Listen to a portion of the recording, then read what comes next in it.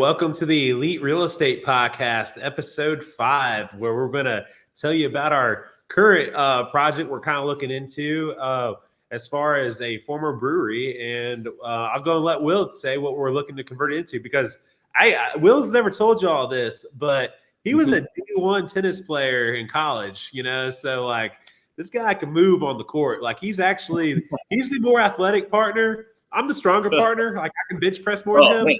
But he is definitely the more athletic partner when it comes to running, jumping, and smacking those tennis balls. And now, what balls are we hitting? What balls do we want to hit now, man? What are we doing? We're about to just change the pickleball game. It's all about that pickleball. Super trendy, super fun. So yeah. If you're not as good at tennis like me, pickleball is for you, because like it's basically running ping pong almost. Yeah, no, I think that's a great way to put it. I actually put on my APP shirt, which is the Association of Pickleball Professionals. So I got a cool deal rolling with them, but that's separate. And we're super excited today to talk about our pickle bar. I want you guys to say that 3 times fast. Pickleball bar. Yeah. So yeah, you want to hop into it, Sam, or you want me to get started? Well, so I'm kind of going. I guess I'll start and let you take in. So, a couple weeks ago, we're always sending links back and forth like all day long, all week long. Like we wake up sending each other stuff back and forth, whether it's a deal or something good we heard, podcast to listen to. So one of these days, he sent me this thing, because we're always looking through the foreclosures and the auctions, and we see coming up in one of these auctions is this brewery that was in Pensacola. And it was kind of like when he sent it to me, I'm like, this place looks familiar. And so I started looking at this. I'm like, yeah, I remember going here with my ex-girlfriend to a comedy night. I remember that we had a great date, but the comedy sucked. So that's probably why this place was still around and wasn't doing so well. So looked into it, and I was definitely fascinated. But it's like, I'm not a big drinker. I do have a bar background from from different businesses I've had in the past, but I don't know anything about brewing beer, and like I feel like you should have that for going into a brewery. So we're kind of thinking about some other things we could do with it. But Will, what? So I'll go and let you kind of take over there. So we from the point we went and saw it as a brewery, but then we really saw it for what else we could do. So go and take it. Yeah. So really cool. We kind of built a really great team to do our first initial walk with the realtors, just to kind of let them know that, hey, we're serious. And we're doing this play as a foreclosure play, right? We're going to let it kind of do its thing, kind of go. It's a local bank that financed it, which ironically is a bank that we already bank with. So we have a good relationship with them. And what we want to do is we want to get out of the craft beer and brewery scene, which has a great scene in other parts of the county, but not necessarily here. And we want to keep that fun, live, like entertainment bar style, maybe not craft as much. And so we decided, man, what's trending right now? What's hot and what's missing? Always in a business, we're trying to figure out how we can get a solution. You're on a good track. You're on a real good track. I want to just insert something real quick. So one thing that Will did say was about the other parts of the county being better for the craft beer scene. And he's 100% correct. Where this place is it's really close to a really good section, but it's not quite there. It's like at the end of the street of where the good stuff is. But if you can create, it's a great destination location. Totally. If you can create something that has a destination driver, like something would go there for. And so that's where we thought about the pickleball, because the bar scene, everyone wants to go and have their night downtown where they can hop from one to the other, and check out different scenes. Totally. Here you can't do that. So I think that's one of the reasons why it did not do well as a brewery, because this was a destination brewery, which doesn't make a lot of sense in the thing. But anyway, Will, sorry to interrupt you. Take it back. I just wanted that's a great point. It's like we had to think through that whole thing. It's like we had to create a destination. Why if they did craft beer is hot right now. People want it. What is the deal? Why didn't it survive? Well, if you're the only craft beer place, and then things you don't want to do is spend a ton, obviously drinking and driving, that's a no, but you also don't want to spend a ton of money Ubering everywhere. So you're not going to go from this craft brewery, 20 minutes away, spending $20 to $30 in a ride to go to another one. So Right. how do you make it a destination, right? And so something that's really hot right now is pickleball. And ironically, Sam and I were just talking about opening a pickleball facility and how we were going to own the commercial space and say like, hey, this is something we really like to do, but also the numbers in it are crazy right now and what people are paying and how often they're booked it's insane. If you guys want to look up Chicken and Pickle, that's probably the #1 franchise right now. But Sam was cruising in his location in Tallahassee, Florida, and noticed that there was another pickleball facility that was taking over a previously closed trampoline park. And he sent it to me and he's like, man, this seems like a great idea. And I'm like 100% in, because I've already worked with a company that opened up in a former shipping warehouse in New Orleans, and they are fully booked. I also worked with another person who started a pickleball specific. Now it's a court resurfacing company, but then they went to pickleball specific, and then they niched down even further to that to only private pickleball courts. And they are booked 13 months, more than a year out. And that all happened in 4 months. They did a couple courts, posted it online, and then everyone's like, what are your prices? Boom. Now fully booked. So I know Will's talking about our friend Lena there. so I just to be clear, so just so the viewers can really truly understand this demand, you're saying that if I wanted a pickleball court in my backyard and I had all the money ready to do it, and I'm ready to write a check, I could write a check today to them, but they wouldn't show up for 13 months. That's what I'm saying. It is. So that's just like, and #1, this is like concrete, right? Concrete costs are really expensive, right? So they're already going to take a 20% deposit. So let's just say a court costs $25,000, right? So $5,000 down. You already got $5,000 down, and you're out $5,000, and now you're only on the list in 13 months. So I'm like, holy cow, there's something with this. So with that, we decided like, hey, why don't we think, and the numbers look good, why don't we ask them if they want to partner with us? And then we had another really a really important person who has a stronghold in the community here for racket sports in general, but has over 600 members playing pickleball. And we're like, well, why would we not partner with that person? That's already a built-in audience. And so on top of that, Sam running, he has a food and beverage business. And so, well, we don't want to necessarily eliminate that element. And then let's make it happen. So we went there, feeling really strong about it. But I mean, it's going to be a really cool destination spot where you're going to be able to hang out, bring your friends, bring your family, grab a cocktail, grab some food, and play a lot of pickleball and have like an open membership. But the best part is like the infrastructure and the building and everything is already done, which would have cost us hundreds and hundreds of thousands of dollars. And, knock on wood, we're not going to jinx it, but it's going into foreclosure. So we're feeling really strong. We're early into this. They know we're serious, and I have a weekly follow-up touch point with not only the bank, but with the realtor. And on top of that, we have a really strong team, and the numbers work, really work. So this one is really fun. There is one caveat with parking, right? So we know the demand is going to be there. So something slightly different than our normal like residential builds and things like that is creating parking lots.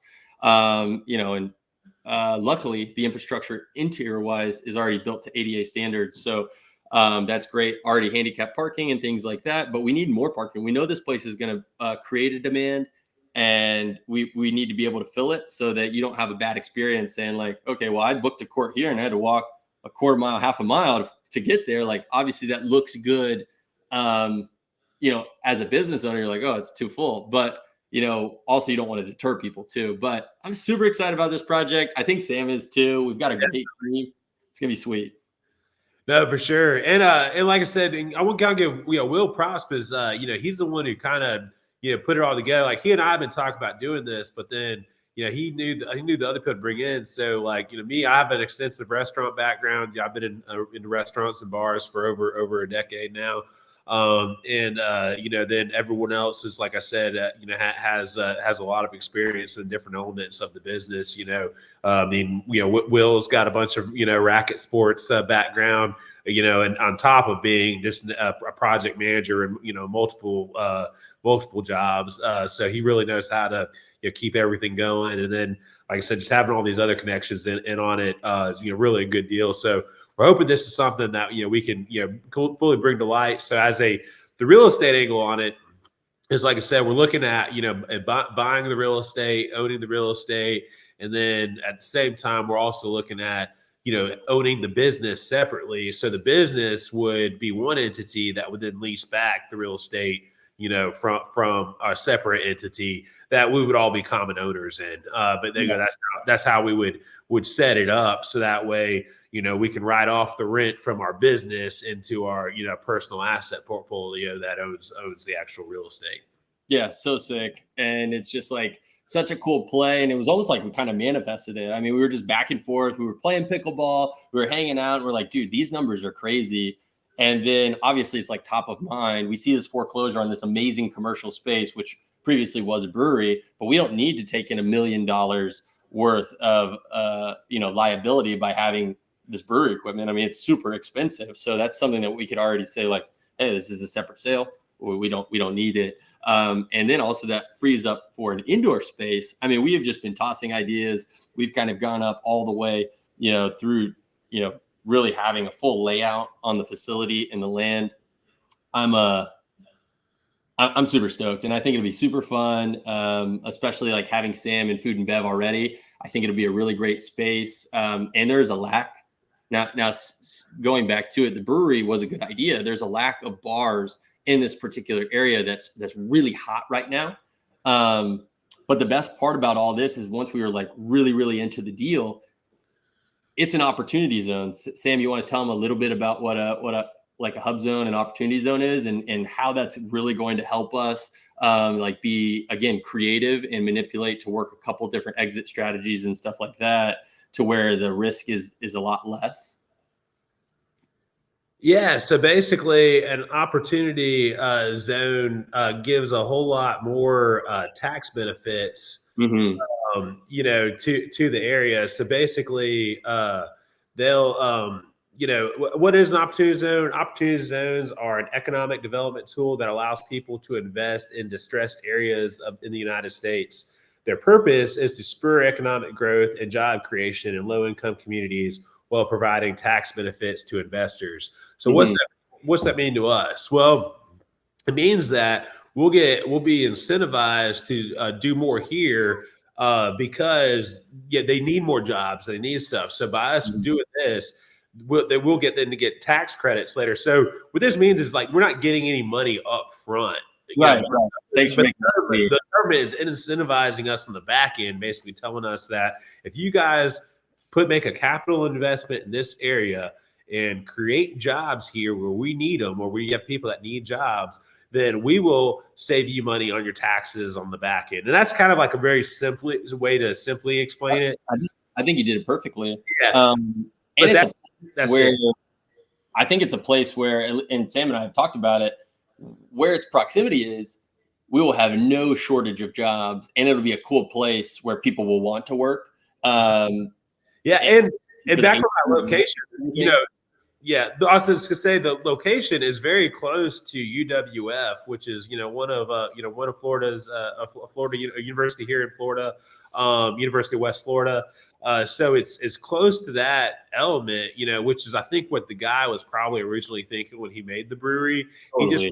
He just wasn't taking into account that there's all these other breweries that are all next door to each other that, like Will said, I can take one Uber and I can go to like 5 spots versus, if someone Uber to this place, you got to get a whole other Uber to take you, wherever back, because there's, like I said, there was nothing around it. But, for a pickleball thing, like I said, this is only like a 10-minute drive from everywhere. So everyone would go, and there's a huge shortage of pickleball courts in Pensacola.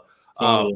Like there's there's a whole nother element of saying like where we're going to fill a gap, plug that hole where there's a problem, and the growth is exploding right now. And the US Open Championships is held in Florida. Some of the largest money tournaments are held in Florida. Now those are in Central and South Florida. But if we can kind of bleed off of the, explosive growth and get it into the northern part of the state, I mean, if we held like one professional tournament, like if we could create a site layout to where we would get that, I mean, it would be more than just a destination spot. It would turn into a place that people are wanting to be members that don't even live in, this region. Right. And and on that, like I said, there's it's just really about finding stuff, with the demand. And I'm originally from Okaloosa County, which is 2 counties over to the east. And in the small town of Fort Walton Beach, there's a plethora of pickleball courts, so it's like definitely coming up into this area. It's just like I said, for some reason Escambia County hasn't built a bunch of public ones yet. And so since there's a lack of public pickleball courts, there's definitely a demand for places to go play, even if people got to pay. And so that's a separate element, to what it is. And it's just something that we're both, passionate about, because, I love playing pickleball just like kind of as a hobby for fun. Great way for me to get a lot of extra steps in without even feeling like I'm exercising. And then, Will's got an extensive, like I said, background in racket sports. And so, he goes a lot harder than me. He takes it super easy when he's up playing me, Yeah, we're excited to keep you guys posted and updated on this. We'd love, like, whenever we open, for you guys to come check it out. But you can definitely keep updated as the journey kind of continues. But where would they stay updated with you, Sam, at? Yeah, so if you want to, talk to me or look for updates, or even just send me a message about an update, just shoot me a DM on my Instagram at Sam_FloridaMan. That's Sam_FloridaMan. And I'm here to give you any progress on deals I'm working on, or if you want to shoot me any deals that you have that you either just looking for some perspective on, or you are looking for a partner on. Either way, I'm open for you to send that to me. And then, Will, where's a good place for people to reach out to you? Yeah, you can find me at Elite REIFL.WillMcClelland. Elite REIFL.WillMcClelland. Also, you can find us on our website. Follow us on our newsletter, which will just be a community of like-minded people. We'll be sending a lot of really good content. You can always just stream our episodes right directly from there. It's going to be a really cool space where if you have a deal or you want to look at deals, like anything that we're partnering with people on, our actual deals, you can stay up to date on, as well as if you are looking for a deal, we'll have them all posted there in one cool spot that you guys will be able to just check it out and stay up to date on. We're really excited to get that launched for you guys and the community. But yeah, I think this is going to be a really fun one. I'm excited. This is going to be more than just a passion project. I think it's going to be like a fully functioning business that will just crush it, especially because there's a need for it right now. And there's a huge lack for the amount of people that are interested. And in closing, just want to thank again our partners over at Clean Eat sponsoring this video. Hopefully they'll want to partner up, in a greater way over at the Pickle Bar, and maybe we'll have we'll be able to cook some of their amazing pizzas, which I have in the oven right now, which I'm going to eat the whole thing because it's only 460 something calories for a pepperoni wheat thin. Amazing taste. But yeah. Thanks again, Sam, and thank you, listeners. Like, subscribe, do all the things that'll help us out, and we'll keep pushing content your way. Awesome, guys. We appreciate you. We hope to see you soon.